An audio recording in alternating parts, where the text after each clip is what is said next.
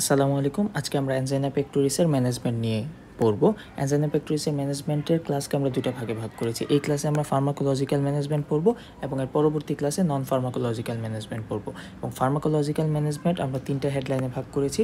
প্রথম হেডলাইনে আমরা stable angina যাদের আছে তাদেরকে কিছু অ্যাডভাইস দিব। কি অ্যাডভাইস দিব? Not to smoking,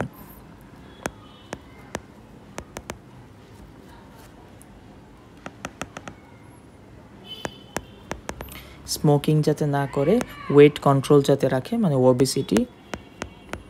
obesity control, regular exercise করতে বলবো,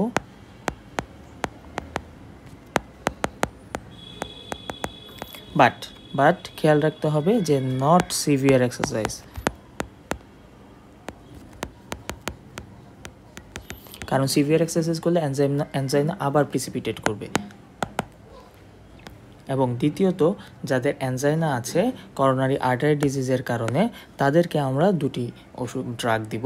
একটি হচ্ছে অ্যাসপিরিন 75 মিলিগ্রাম, অথবা যাদের অ্যাসপিরিনে হচ্ছে সাইড ইফেক্ট দেখা যায়, অথবা ডিসপেপসিয়া, অনেকের অ্যাসপিরিনে ডিসপেপসিয়া দেখা যায়, তাদের ক্ষেত্রে অ্যাসপিরিনের বদলে আমরা ক্লোপিডোগ্রেল দিব। ক্লোপিডোগ্রেল 75 মিলিগ্রাম আমরা দিব। এবং এটার সাথে একটা স্ট্যাটিন অবশ্যই দিব। স্ট্যাটিন যদিও আমার কোলেস্টেরল লেভেল নর্মাল থাকে। এই দুইটা ট্যাবলেট সব পেশেন্টকে দিব যাদের করোনারি আর্টারি ডিজিজ আছে। এবং এরপরে অ্যান্টি অ্যানজাইনাল থেরাপি ইউজ করব। অ্যান্টি অ্যানজাইনাল থেরাপিতে আমরা প্রথমেই সাবলিঙ্গুয়াল নাইট্রেট দিয়ে শুরু করব। সাবলিঙ্গুয়াল নাইট্রেটের সাথে একটা বিটা ব্লকার ইউজ করব। এবং এতেও যদি কন্ট্রোল না হয় তখন আমরা একটা ক্যালসিয়াম চ্যানেল ব্লকার ইউজ করব, এবং অথবা লং অ্যাক্টিং নাইট্রেট ইউজ করব। এই হচ্ছে ফার্মাকোলজিক্যাল ম্যানেজমেন্টের মূল থিম যদি আমরা বলতে চাই। এখন অ্যান্টি অ্যানজাইনাল থেরাপির যে ড্রাগগুলো আমরা ইউজ করছি, এক নম্বর হচ্ছে নাইট্রেট ইউজ করছি, বিটা ব্লকার ইউজ করছি এবং সিসিপি ইউজ করছি। এটা আমরা কখন ইউজ করব এবং তাদের সাইড ইফেক্টগুলো কি, এটা একটু দেখি। নাইট্রেট আমরা কখন ইউজ করব? নাইট্রেট হচ্ছে আমরা অ্যাকিউট অ্যাটাকে ইউজ করব, এবং প্রোফাইল্যাক্সিস হিসেবে ইউজ করব। বিফোর এক্সারসাইজ, কারণ এক্সারসাইজ করলে আমাদের অ্যানজাইনা প্রিসিপিটেট হয়, যার কারণে বিফোর এক্সারসাইজ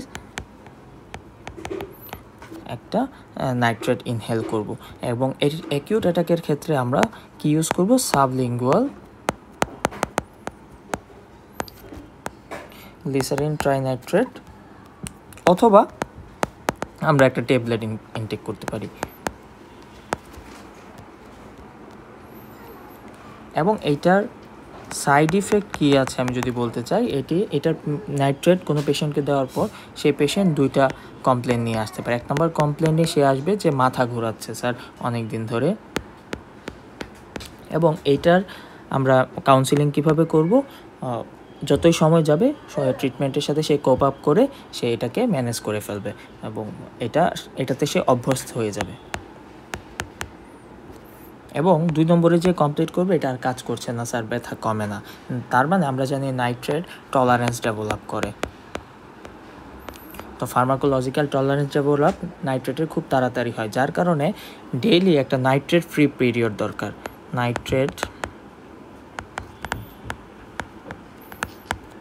ফ্রি পিরিয়ড, এবং এটা হবে 6 to 8 আওয়ার। এবং 2 নম্বরে আমাদের ড্রাগ হচ্ছে বিটা ব্লকার। বিটা ব্লকারে আমরা কার্ডিও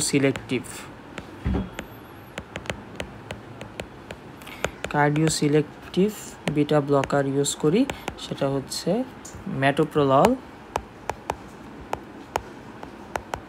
মেটোপ্রোলল অথবা বিসপ্রোলল।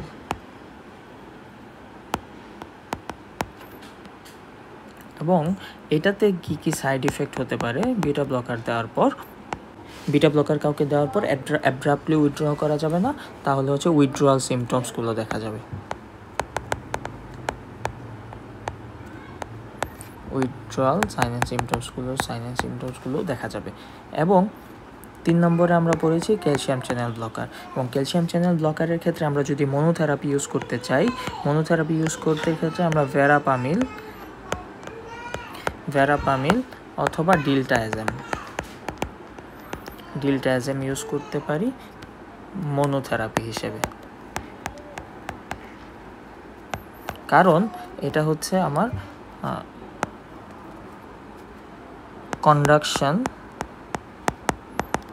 কন্ডাকশন স্লো করে অ্যাট্রিওভেন্ট্রিকুলার নোড দিয়ে যাওয়ার সময়,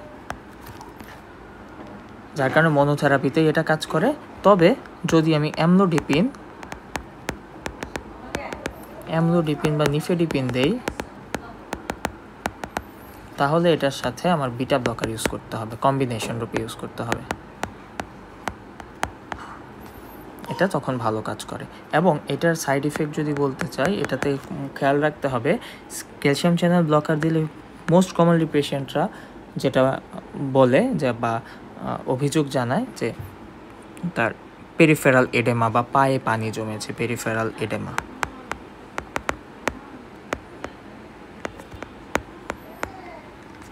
এডেমা। এবং এটা খুব কেয়ারফুলি ইউজ করতে হবে, কারণ এইটা প্রিসিপিটেট করতে পারে হার্ট ফেলিওর, যাদের হার্ট ফেলিওর আছে। এবং আরেকটা হচ্ছে যাদের পোর লেফট ভেন্ট্রিকুলার ফাংশন আছে, কারণ এটা লেফট ভেন্ট্রিকুলার ফাংশনকে আরও কমিয়ে দেয় এই ক্যালসিয়াম চ্যানেল ব্লকার, যার কারণে পরে এই হার্ট ফেলিওর প্রেসিপিটেট করতে পারে। তো এই হচ্ছে ফার্মাকোলজিক্যাল ম্যানেজমেন্টের ছোট্ট একটু আলোচনা।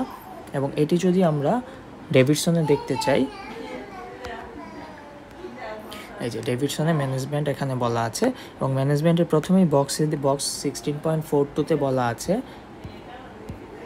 16.42-তে বলা আছে যাদের স্টেবল অ্যানজাইনা আছে তাদেরকে কিছু অ্যাডভাইস দিতে হবে, কি স্মোক করা যাবে না, ওয়েট কন্ট্রোল করতে হবে, রেগুলার এক্সারসাইজ করতে হবে, বাট অ্যাভয়েড সিভিয়ার এক্সারশন, এবং যখন কোনো এক্সারশনের আগে তাকে একটা প্রোফাইল্যাক্সিস হিসেবে সাবলিঙ্গুয়াল নাইট্রেট নিতে হবে। এবং 2 নম্বরে বলেছে, এবং এরপর বলেছে যে যাদের হচ্ছে secondary to coronary artery disease আছে সাথে অ্যানজাইনা, তাদেরকে অবশ্যই অ্যান্টিপ্ল্যাটিলেট থেরাপি নিতে হবে। ওই যে বলেছি যে 75 মিলিগ্রাম অ্যাসপিরিন, এবং এটা কন্টিনিউ করতে হবে। যাদের অ্যাসপিরিনে ডিসপেপসিয়া আছে,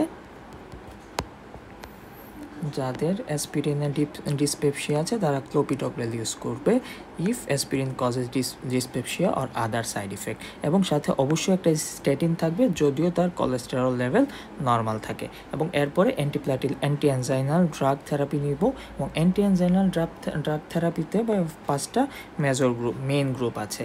তবে এর মধ্যে তারা বলেছে প্রথমেই থেরাপিটা শুরু করব সাবলিঙ্গুয়াল গ্লিসারিন ট্রাইনাইট্রেট দিয়ে, সাথে একটা বিটা ব্লকার। এরপরও যদি কাজ না করে দেন অ্যাড ক্যালসিয়াম চ্যানেল ব্লকার বা অ্যান্টাগনিস্ট, অথবা লং অ্যাক্টিং নাইট্রেট যোগ করব। এবং 2টা ড্রাগের কম্বিনেশনে যদি ফেল করে দেন আমি চিন্তা করব ফার্দার অন্য কোনো ক্লাসের ড্রাগ দেওয়া যায় কিনা, অথবা করোনারি রিভাস্কুলারাইজেশনটা আমি কনসিডার করব। এবং নাইট্রেটে যা বলেছি, নাইট্রেটে অ্যাকিউট অ্যাটাকে আমরা সাবলিঙ্গুয়াল জিটিএন অথবা আমরা ট্যাবলেট নিব। এবং প্রোফাইল্যাক্সিস হিসেবে বিফোর টেকিং এক্সারসাইজ আমরা এটি টেক করতে বলবো। তারপর এটার কি ওরাল নাইট্রেট যারা নেবে তারা একটা কমন কমপ্লেন করবে হেডেক, এবং হেডেকটা সে ট্রিটমেন্ট প্ল্যানের সাথে আস্তে আস্তে কোপ আপ করে নেবে। এরপর যেটা বলে যে কাজ করে না, কারণ ফার্মাকোলজিক্যাল টলারেন্স ডেভেলপ করে, এবং ফার্মাকোলজিক্যাল টলারেন্স যাতে ডেভেলপ না করে সেজন্য 6 to 8 আওয়ারের একটা নাইট্রেট ফ্রি পিরিয়ড দিতে হবে। এবং এটা অবশ্যই আমরা বেশিরভাগ এই সময়টা আমরা রাখবো অ্যাট নাইটে। এবং যাদের নকটার্নাল অ্যানজাইনা হয় তাদেরকে আমরা at the end of the day তাদেরকে এই ড্রাগটা দিব। এবং বিটা ব্লকারে আমরা বলেছিলাম যে মেটোপ্রোলোল বা বিসপ্রোলোল ইউজ করব। আর এটার একটা উইথড্রন যদি অ্যাব্রাপ্টলি হয় তখন উইথড্রয়াল সিমটমস দেখা যাবে। এটাতে একটু কেয়ারফুল থাকতে হবে। এবং ক্যালসিয়াম চ্যানেল ব্লকারের ক্ষেত্রে আমরা নিফেডেপিন বা অ্যামলোডিপিন যদি ইউজ করি তাহলে রিফ্লেক্স ট্যাকিকার্ডিয়া হতে পারে, এবং এটার যার কারণে কম্বিনেশন হিসেবে বিটা ব্লকারের সাথে ইউজ করি। তবে যদি ভেরাপামিল এবং ডিলটাইজেম ইউজ করি তাহলে মনোথেরাপি আমরা ইউজ করতে পারবো, কারণ এটা এসএ নোড থেকে এভি নোডে যেতে কন্ডাকশনটা স্লো করে বা ইনহিবিট করে। এবং ক্যালসিয়াম চ্যানেল ব্লকারের একটা কমন সমস্যা হচ্ছে, যেটা বলেছিলাম, পেরিফেরাল এডেমা হতে পারে। এবং কেয়ারফুল থাকতে হবে যাদের পোর লেফট ভেন্ট্রিকুলার ফাংশন আছে অথবা যাদের হার্ট ফেলিওর আছে, এটা হার্ট ফেলিওরকে প্রেসিপিটেট করতে পারে। এটাই হচ্ছে pharmacological management of angina pectoris. Thank you সবাইকে।